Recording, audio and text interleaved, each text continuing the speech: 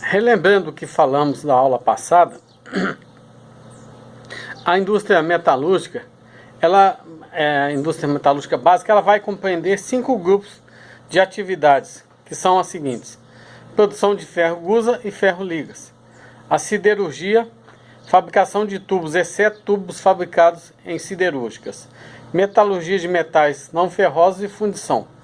Com relação à metalurgia de metais não ferrosos e fundição, nós falamos, relembramos para vocês que aqui em Paracatu a extração do ouro e a fundição é uma atividade que ela está ligada à nossa indústria metalúrgica. Então, o ouro proveniente da mina, ele sofre um tratamento para aumentar o seu teor e em seguida ele tem um processo metalúrgico e finalizando na fundição, onde ele sai em formas de barras. Também temos a extração do zinco das minas da Nexa, que vão para fazer também um tratamento para aumentar o seu teor de zinco, e em seguida ele é transportado para Três Marias, onde lá ele sofre todo um processo metalúrgico.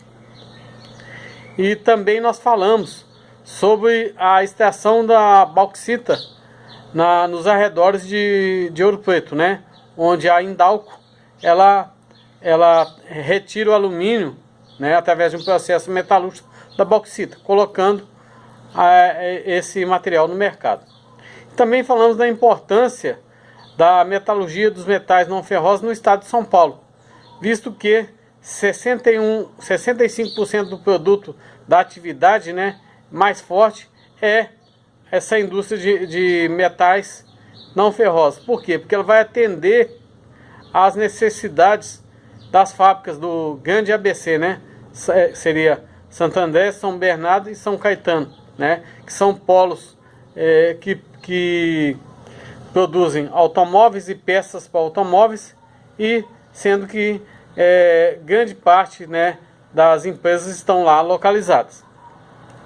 Então, nós falamos também que com relação ao comércio exterior, houve um estudo de uma comissão que comprovou que o preço do aço do Brasil é um fator de competitividade. Por quê? Porque o nosso aço, ele dentro do mercado internacional, ele concorre em preço com os outros países, sendo que o nosso aço ele tem um custo muito baixo. Por que ele pode ser considerado com o menor custo médio de produção de aço? Por quê? Porque uma das coisas é a abundância do nosso minério de ferro. Nós sabemos que o Brasil é detentor de grandes jazidas de minério de ferro, que o nosso minério de ferro ele é exportado para grandes países como a China, os Estados Unidos, entre outros países. Então, nós temos abundância de minério de ferro. A mão de obra nossa é uma das mãos de obra mais baratas do mundo. Esse é o segundo fator. O terceiro fator é que o transporte geralmente desse minério de ferro, ele é feito através de estradas de ferro, que colocam o custo desse transporte bem abaixo, ele é o transporte mais barato. E também as grandes empresas, elas são detentoras dessas ferrovias. Um exemplo é a Vale, que ela tem a sua própria linha férrea para escoar os seus produtos para os portos. E também, devido à privatização de algumas empresas, tornou-se viável o investimento em tecnologia para a fabricação de aço. Então, esse é um grande fator, esses são os grandes fatores que fazem com que o nosso aço seja um dos mais baratos do mundo, podendo concorrer com os grandes países, os países que têm tecnologia, porém eles não conseguem produzir a um custo baixo, certo? Então, nós não chegamos a falar Agora nós falaremos sobre a siderurgia e a metalurgia. Qual que é a diferença entre a siderurgia e a metalurgia? Ora, o conceito de siderurgia seria o seguinte: ele é um ramo da metalurgia que vai se dedicar à fabricação e tratamento de aço e ferro fundidos, né? Antes de qualquer coisa, né, é de suma importância a gente definir o que seria a metalurgia, né? A metalurgia era o conjunto de técnicas que o homem desenvolveu com o decorrer do tempo, que ele permitiu extrair, manipular metais e gerar ligas metálicas. Então, a metalurgia, ela se baseia, né, basicamente, na manipulação dos metais que são extraídos de uma mina, e com o seu processo ela vai gerar ligas metálicas. Então a metalurgia, né, ela tem um conjunto de técnicas cuja o principal objetivo é gerar ligas metálicas, certo? Os primeiros metais que foram a serem descobertos foram os metais nobres, né? Ouro, prata, chumbo, né? Por quê? Porque eles não reagem com outros elementos, né? E eles podiam ser encontrados na natureza de sua forma bruta, né?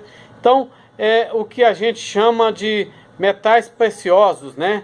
São aqueles metais que eles não combinam com nenhum outro metais, né? Então, eles podem ser encontrados de forma bruta na natureza. Esses metais, né, eles foram trabalhados assim que se descobriu que o calor, através da adição de calor, poderia amolecê-los.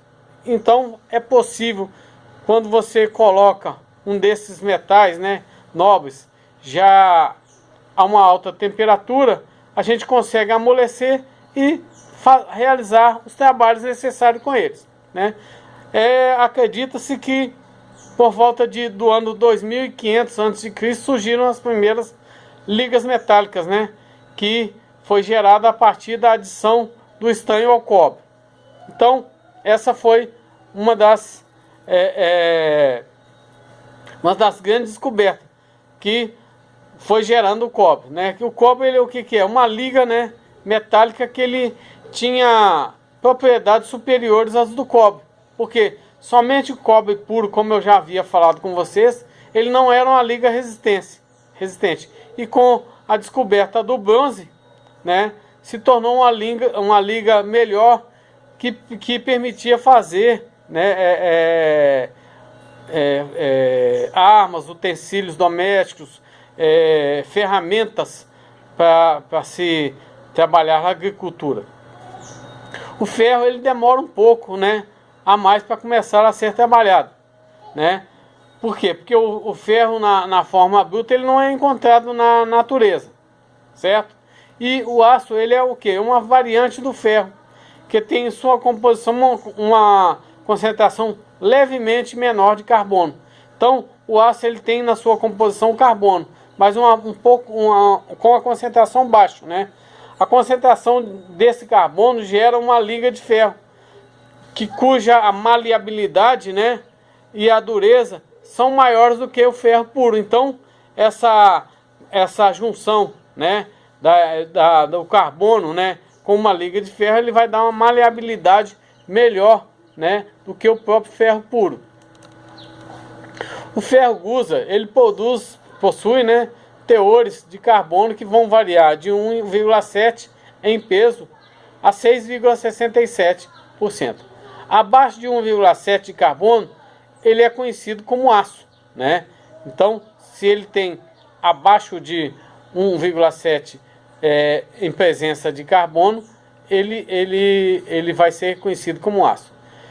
E o ferro, ele é achado na natureza, né, sob a forma de vários compostos, né, como a hematita, né, que é um minério de ferro, né, Fe2O3, 2 moléculas de ferro e 3 de oxigênio, a magnetita, limonita, siderita, pirita e ilmenita, né? E a gente sabe que a CSN, né, ela utiliza nesses compostos, né, muito deles para a sua produção, certo? Então, nós podemos dizer que o que seria o ferro gusa? Por que a gente utiliza, né? O ferro gusa é o produto imediato da redução do minério de ferro pelo coque, né? Coque ou carvão mineral, né? É a mesma coisa. E calcário no alto forno. Então, quando a gente fala gusa, né? Ferro gusa ou gusa, o que seria isso? É a redução do minério de ferro pela ação do carvão mineral. Por quê? Ele vai gerar uma alta temperatura, né? E vai ser adicionado calcário também nesse alto forno, né? Então o gusa, normalmente ele contém 5% de carbono, que vai fazer com que ele seja um material quebradiço e geralmente não tem muito uso direto, né? Então, nos processos industriais, o ferro gusa ele é considerado uma liga de ferro e carbono. Ele contém entre 2,11% a 5% de carbono. E outros elementos residuais como silício, manganês, enxofre, fósforo, etc.